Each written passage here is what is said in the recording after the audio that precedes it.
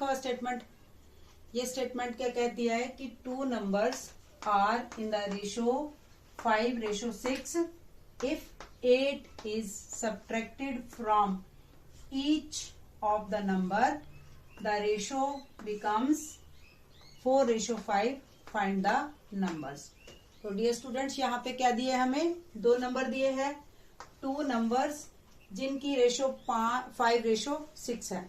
तो पहला नंबर हमने लेट किया, let the first number be x. Then let कर लिया हमने सेकंड नंबर को भी हमने लेट कर लिया है y. x और y दो नंबर जो क्वेश्चन में हमें कहे गए हैं, उन दोनों में रेशो 5 और 6 की है. मीन्स कि हमारा जो केस 1 बनेगा, x ratio y is equal to 5:6. तो हम इसको न्यूमरेटर और डिनोमिनेटर की फॉर्म में लिखेंगे. सबसे पहले x upon Y is equal to 5/6. अब इन दोनों को क्रॉस मल्टीप्लाई कर लेंगे. 6 को x से मल्टीप्लाई किया तो 6x, इस y को 5 से मल्टीप्लाई किया तो 5y. मीन्स कि हमारे पास 6x 5y जब लेफ्ट साइड में आएगा तो -5y हो जाएगा इक्वल टू 0. और ये एक इक्वेशन बन गई. जो हमारा क्वेश्चन यहां तक कंप्लीट हो गया. ये हमारा केस 1 बन गया.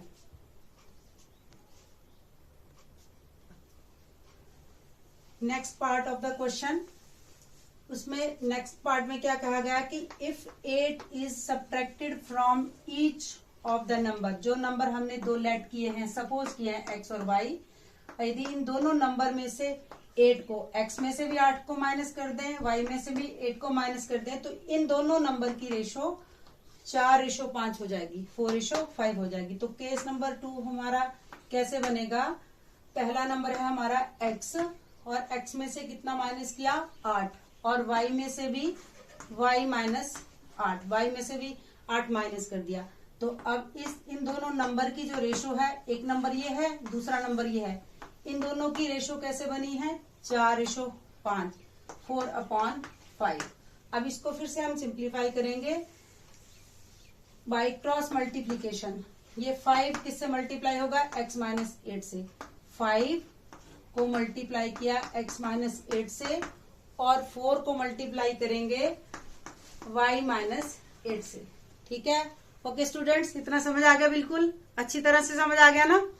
नेक्स्ट, इस 5 को हमने the number outside the bracket is multiplied by both the number inside the bracket. तो 5 को हमने x से मल्टीप्लाई किया 5x, इस 5 को जब 8 से मल्टीप्लाई किया तो -40, क्योंकि यहाँ माइनस ये वाला एज इट इज आएगा, इक्वल टू ये 4y से मल्टीप्लाई हुआ तो 4y, 4 को 8 से मल्टीप्लाई किया, मीन्स 8 से मल्टीप्लाई करने पर ये -32, ये माइनस ये वाला साइन आया है.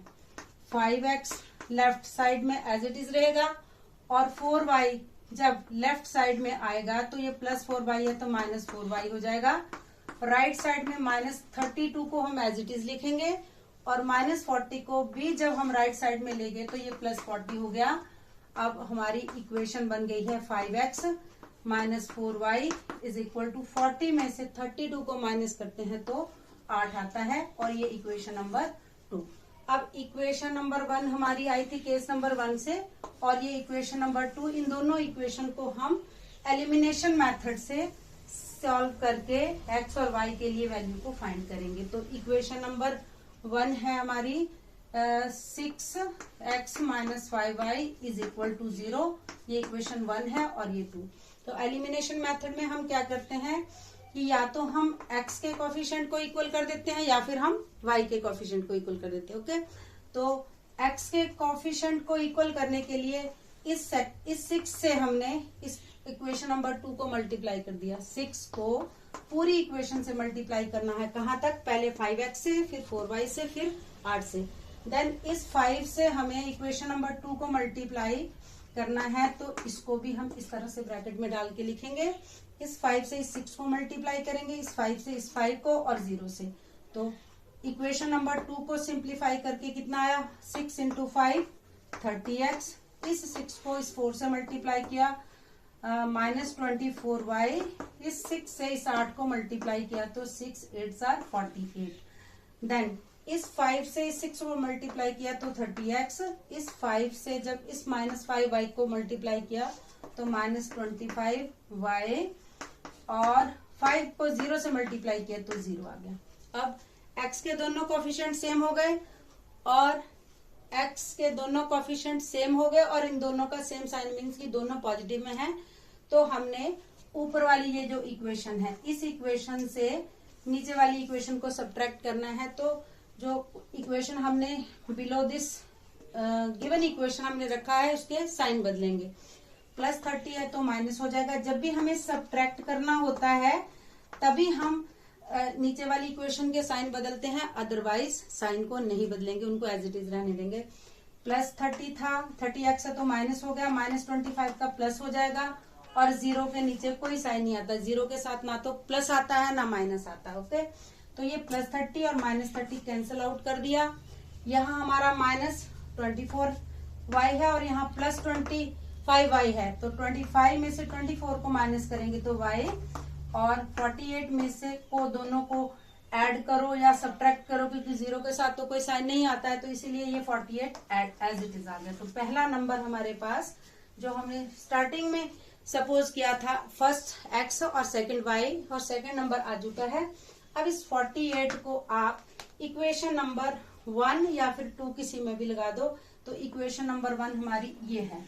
तो इसमें y की वैल्यू जो है 48 हम पुट कर देंगे इस इक्वेशन नंबर 2 में, जो कि 5x - 4y is equal to 8 है। अब 5x एज इट इज 4 और y की प्लेस पर हम इस 48 को लगा देंगे और यहाँ पर 8 एज इट इज आ जाएगा। अब दोनों को मल्टीप्लाई किया हमने तो कितना आंसर आया बता दीजिए। 4 8 जार 32, 4 4 जार 16, 16 में 3 ऐड किए तो 19 इज इक्वल टू 8।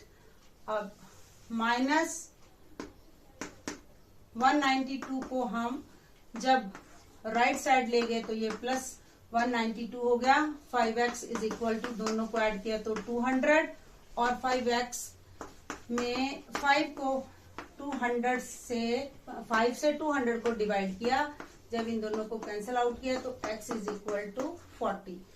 तो इस तरह से पहला नंबर हमारे पास आया 40 और सेकंड आया 48। तो हमारे पास क्वेश्चन क्या था कि x रेशो y, इन दोनों की जो x रेशो y जो 5:6 दिया है, तो चलो इसको हम वेरीफाई करके देख लेते हैं। पहला नंबर था 40 और सेकेंड था 48। इन दोनों में 40 और 48 में 8 का टेबल कॉमन है, तो यदि हम इसको 8 से कैंसिल करते हैं 5 आता है। 48 को फिर हम 8 से डिवाइड करते हैं तो ये 6 आता है। तो इस तरह से हमें आंसर की देखने की भी जरूरत नहीं है, क्योंकि क्वेश्चन हमारा वेरीफाई हो चुका है। जो क्वेश्चन में स्टेटमेंट दी थी वैसा ही हमारा आंसर आया है। ओके।